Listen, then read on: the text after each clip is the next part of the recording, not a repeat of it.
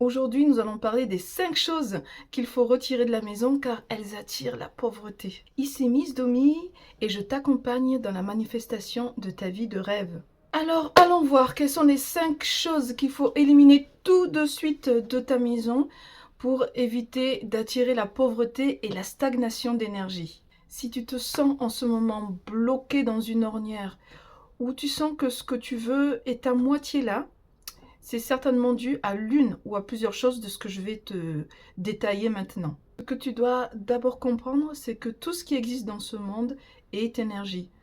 Que ce soit toi, que ce soit un objet qui est dans ta maison.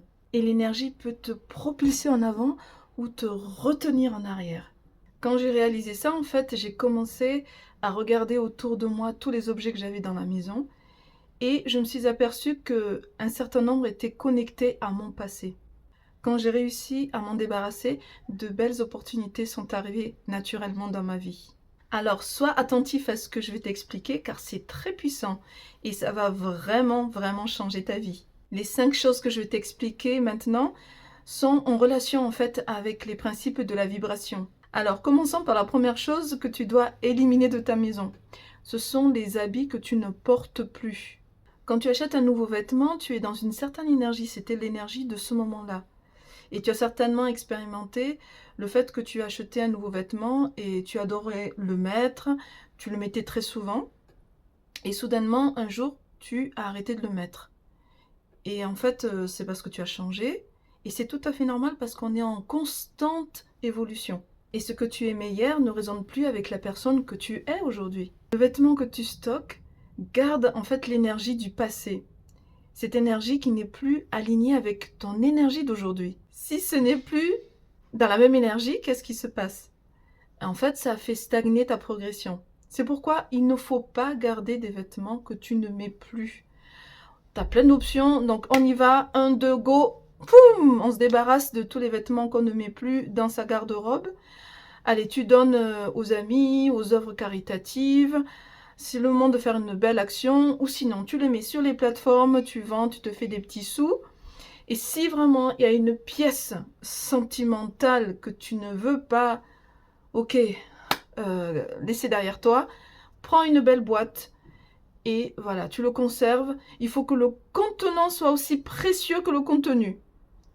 Allez, on y va, 1, 2, go! Ne garde que les vêtements que tu adores et qui te font sourire à chaque fois que tu te vois dans le miroir. Tu vois, tu te sens belle, tu te sens beau. On ne garde que ça. Le petit exercice que je vais te demander quand tu auras fini le tri des vêtements, tu prendras en fait ces vêtements un à un dans tes mains et tu vas le remercier pour tous les bons moments que vous avez passés ensemble. Merci, merci, merci.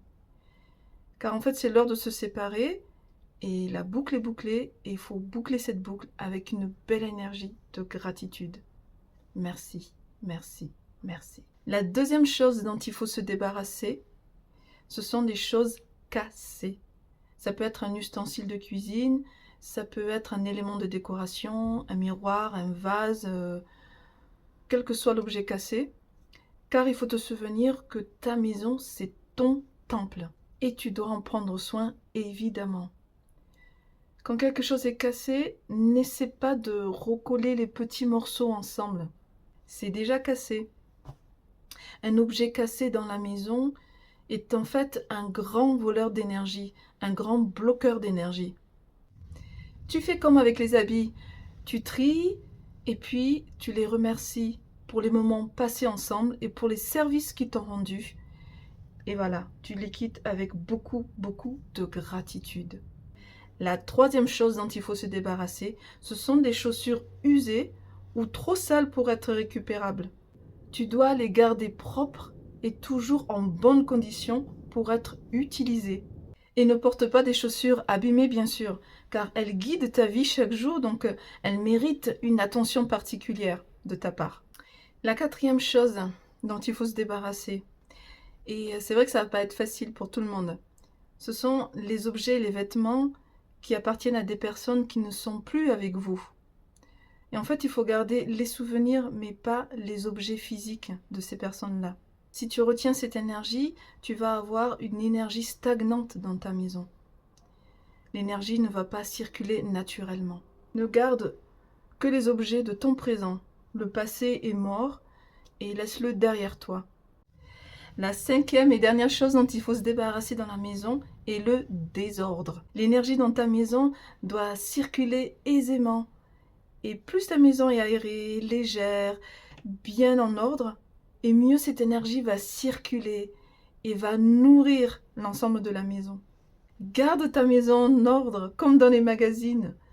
Ouvre les volets, ouvre les fenêtres, laisse la lumière du soleil rentrer, laisse l'air pur rentrer dans la maison, dans tes poumons. Voilà, tout doit respirer la sérénité.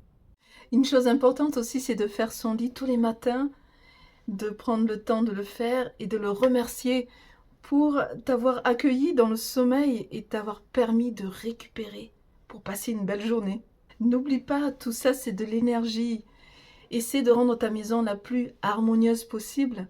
Comme ça, l'énergie va vraiment te nourrir et va te permettre d'avancer et réaliser tes projets. Ce n'est pas une question de luxe, c'est une question d'énergie en mouvement. Quand tu as une maison propre et harmonieuse, c'est vraiment la base pour attirer l'abondance à toi et vraiment éloigner la pauvreté de ta maison. Alors, 1, 2, go! Commence dès aujourd'hui à appliquer les 5 points que je t'ai expliqués aujourd'hui et tu vas vraiment te débarrasser de la pauvreté chez toi. Si tu as appris quelque chose, n'hésite pas à partager cette vidéo avec les amis ou la famille. Et surtout, like cette vidéo et souscris à ma chaîne.